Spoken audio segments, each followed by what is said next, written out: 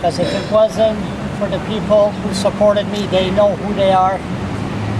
The anonymous donors on the street, people I didn't even know.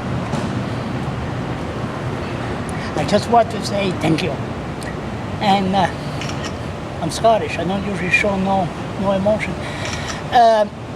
We must never forget of how many other people are going through the same thing that don't have the public support for money to afford a lawyer that's charged for a summary assault, that they're forced to plead guilty, and they're on probation and all that. But bottom line, Monsieur Boutet here. At first, I must admit, I wasn't, I don't understand the law. Monsieur Boutet understands the law very well, and he played the part very good. And Judge Julian Dixon, which I thought me and him, I wanted a judge from outside of the city, but he came out with the right decision, and he looks at all the facts, and sincerely, they should have never went to court in the first place.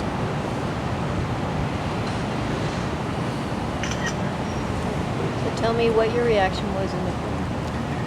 My reaction at first, when I was listening, I feel my supporters were giving me the thumbs up halfway through the verdict, and I told them, I said, I still don't believe that I'm going to be acquitted.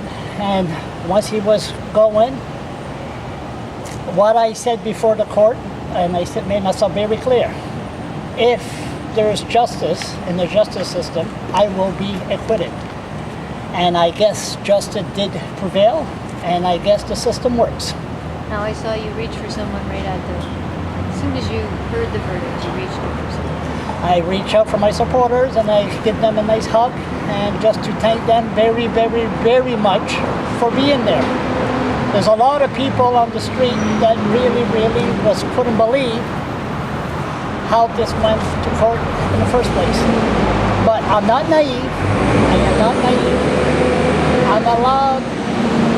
I'm only allowed to screw up once. And the Fredericton police are allowed to screw up about 100 times.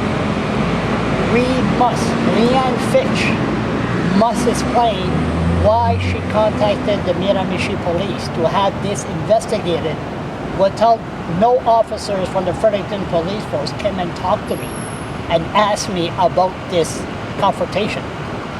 So, again, the Fredericton police must leave me alone. And I might add, the man, Shane Henderson, that suggests that investigated this case, he was hired by the Fredericton police force last week.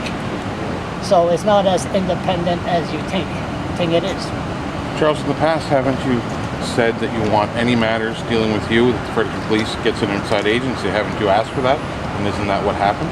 Yes, I did ask for that, but then I found out that Shane Henderson is born here. No, before you said you want the Fredericton police should have come to talk to you first before calling the Miramichi police.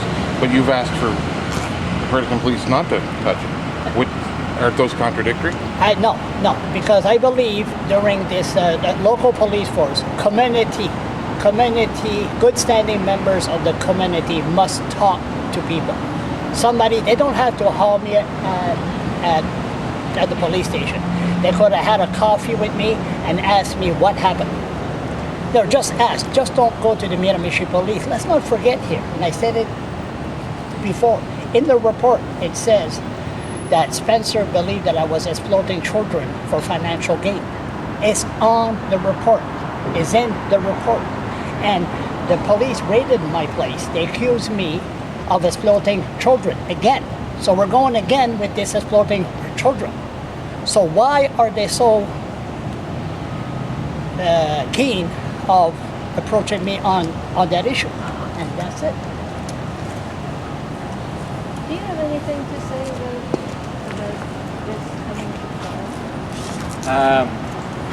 After I review the file, I can understand why they would have laid the charge. And at the end of the day, it's not the first time that we see these types of offenses come to court. Now, as to my opinion, if this should have come to court, it's not my call. All I'm here to do is to defend them. Now, Judge Dixon made the absolute right call here. He had an amazing grasp of the facts, and after a thorough review of everything that happened in court and everything he heard, he came to the only conclusion that anyone can have using their common sense and the application of the law, which is the acquittal of Mr. LeBlanc. But he didn't believe Mr. LeBlanc. That's not exactly what he said. He doesn't. What he said was the second ground of the R versus WD decision, which would have stated that he doesn't believe the entirety of what Mr. LeBlanc said, but he was still left with a reasonable doubt. At the end of the day, Judge Dixon listened to everybody speak, and what we can conclude is that he didn't believe what Mr. Spencer said, and he was left with a reasonable doubt as to what actually happened that day, so he had to acquit him. And I completely support his decision on this fact. Can you spell your name for me, please? Sure. Matthew, Mathieu.